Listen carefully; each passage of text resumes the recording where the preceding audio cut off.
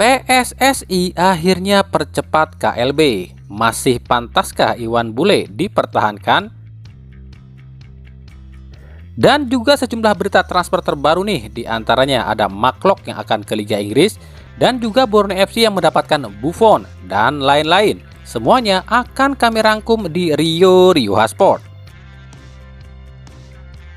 Assalamualaikum warahmatullahi wabarakatuh. Hai Rio Sport lovers, inilah Rio Sport untuk edisi kali ini.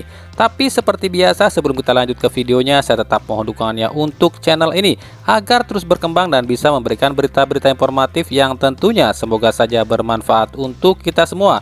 Dengan cara klik subscribe, aktifkan juga notifikasi loncengnya, like, share, dan juga komen. Dan inilah Rio Sport selengkapnya.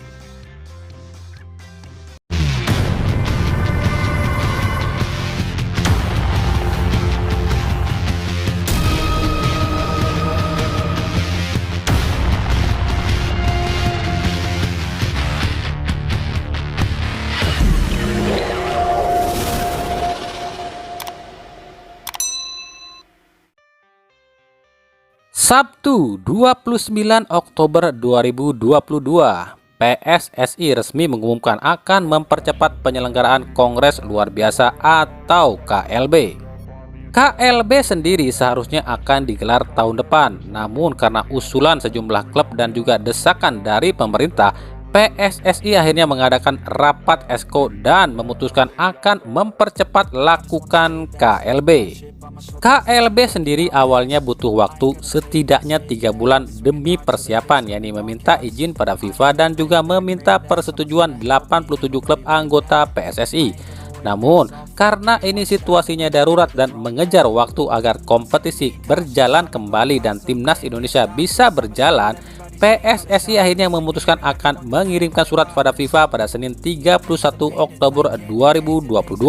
Dan surat ini akan disebarluaskan pada media massa dan para klub.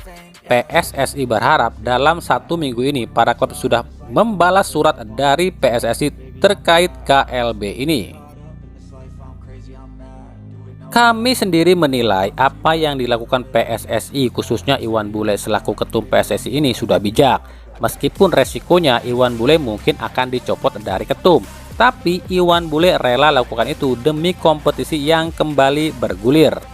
Sebenarnya kami pribadi sih nggak ada masalah ya kalau Iwan Bule ini tetap jadi ketum PSSI, dan memang menurut kami Iwan Bule sudah bekerja keras selama ini.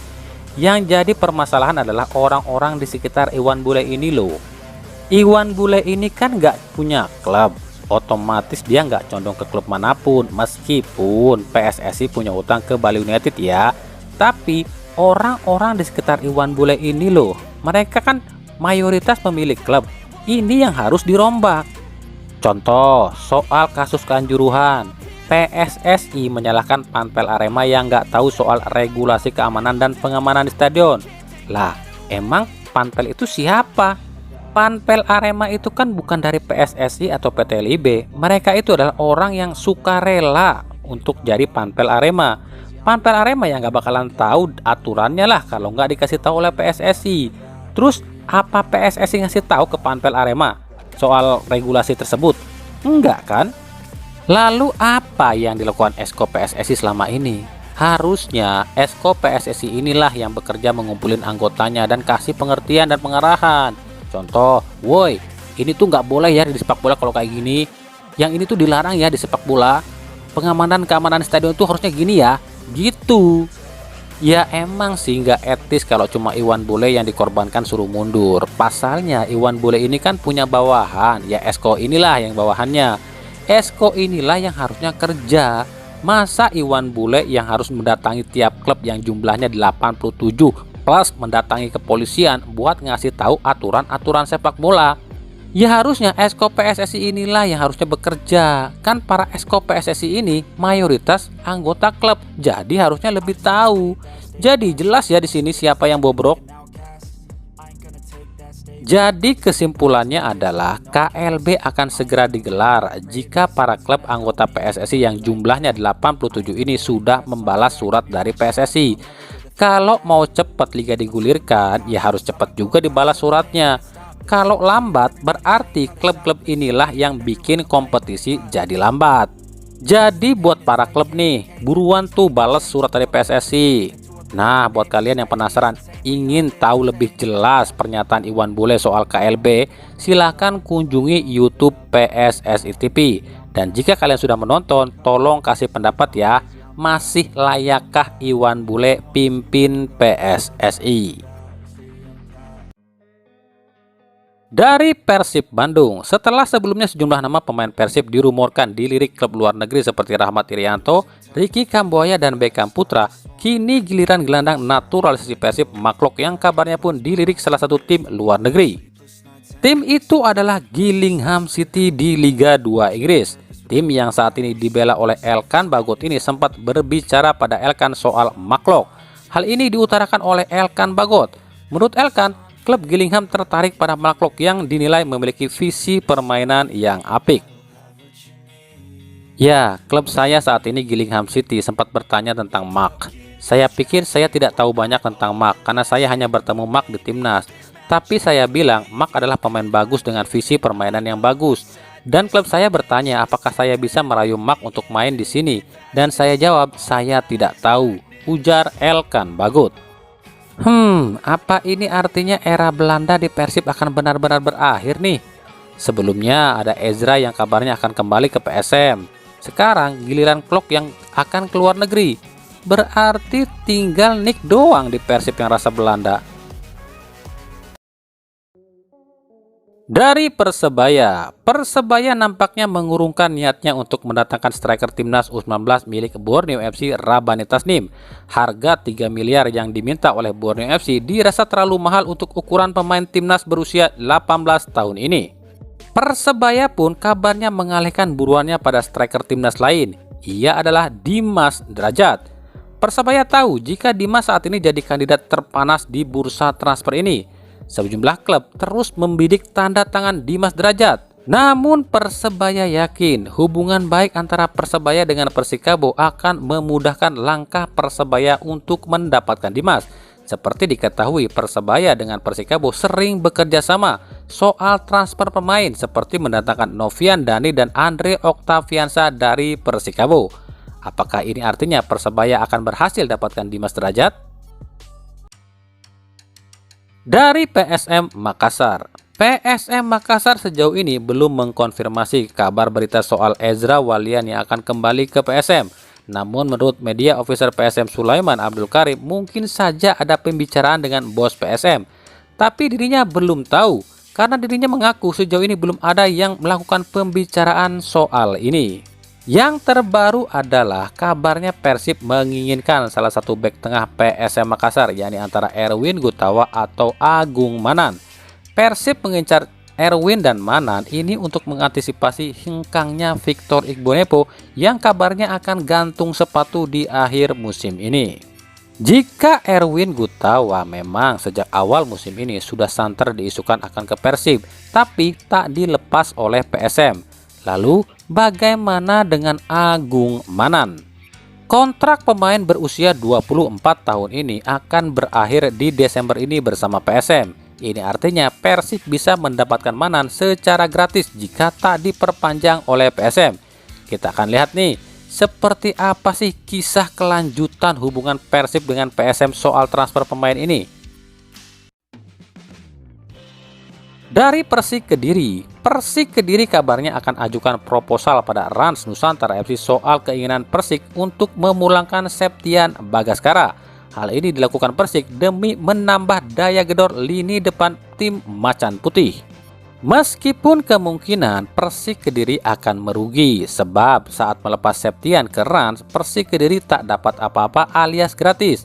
Kini Persik Kediri harus kucurkan dana sekitar 4 miliar rupiah, yakni 2,61 miliar untuk harga Septian dan sisanya untuk kompensasi kontrak Septian yang masih tersisa hingga 1 tahun lagi di Rans. Kalaupun ini gagal, Persik Kediri kabarnya akan ajukan opsi peminjaman hingga akhir musim. PSS Sleman kabarnya akan menggemparkan sepak bola Indonesia di jendela transfer ini. setelah sebelumnya akan mendatangkan ex pemain PSG dan timnas Prancis yang belum diketahui identitasnya untuk menggantikan Michel Sagas. Kini PSS pun kabarnya akan lebih menghebohkan dengan mendatangkan pemain asing asal Jepang untuk menggantikan Djihad Ayoub. Dan tak tanggung-tanggung, nama Shinji Kagawa pun paling mencuat. Shinji sebelumnya sempat dikaitkan dengan Persib di awal musim, namun kala itu batal lantaran pelatih Persib Robert Rene Abet tak suka pemain Jepang. Shinji Kagawa sendiri saat ini bermain di Liga 2 Belgia bersama klub Saint-Truiden dan kontraknya akan berakhir di Desember ini. Jika ini berhasil, maka PSS akan menyita perhatian sepak bola dunia. Kita akan buktikan nanti ya. Persija Jakarta kabarnya tengah membidik bek tengah milik Bayangkara FC Ashraf Gufron. Gufron sendiri di Bayangkara jarang dapat kesempatan tampil. Persija ingin datangkan Gufron untuk menggantikan posisi Maman Abdurrahman dan Octavio Dutra yang sudah ujur dan kemungkinan akan pensiun di akhir musim ini. Ditambah M. Ferrari yang selalu absen karena membela timnas dan Ryuji Utomo yang kabarnya akan pulang ke Persib Bandung. Hingga sejauh ini negosiasi antara Persija dan Bayangkara FC ini masih berjalan alot. Kontrak Gufron sendiri masih tersisa 1 tahun lagi di Bayangkara FC. Sementara itu, Bayangkara FC kabarnya akan melepas salah satu pemain asingnya, yaitu Yones Mokhtar. Yones dianggap kurang berkontribusi selama putaran pertama ini. Bayangkara tak perlu cari pemain asing baru, karena kabarnya Bayangkara FC akan menggantikan posisi Yones Mokhtar ini dengan Ejecel Nduasel yang memang masih milik Bayangkara FC. Sudah kuduga. Di sisi lain, Bayangkara FC pun kabarnya membidik salah satu kiper Persib, yakni Reky Rahayu untuk melapisi Awan Seto. Bayangkara memang tak memiliki kiper pelapis yang sepadan untuk Awan Seto. Penampilan Reky yang apik bersama Persib di beberapa pekan terakhir ini membuat Bayangkara FC kepincut. Apalagi posisi Reky Rahayu akan terancam di Persib usai Teja Paku Alam sudah pulih 100% dari cedera. Borneo FC dipastikan ketambahan amunisi baru jelang digulirkannya lagi Liga 1. Ada 4 pemain yang gabung dan 3 diantaranya adalah skuad timnas U16, yakni Kaviatur, Narendra Tegar dan kiper Handrika Fatir. Dan yang satu lagi adalah Buffon. Hah? Buffon? Serius Buffon? Bukannya Buffon udah pensiun di Italia ya? Bukan Buffon yang ini ya, tapi Buffon yang ini adalah Alvarisi Buffon, kiper Borneo FC U18. Ya, mungkin terinspirasi sama Gianluigi Buffon kali ya. Dengan bergabungnya 4 pemain ini, Borneo FC yakin akan tetap menyala musim ini. Nah, mungkin itu tadi ya berita di Rio Sport kali ini. Ikuti terus berita seputar sepak bola khususnya Liga Indonesia dan pernak-perniknya hanya di Rio Sport. Terima kasih yang telah menyaksikan video ini dan mengunjungi channel ini. Kritik dan saran selalu kami nantikan di kolom komentar atau di media-media sosial kami yang ada di bawah ini. Sampai jumpa di video-video kami selanjutnya dan salam Rio Sport. Wassalamualaikum warahmatullahi wabarakatuh.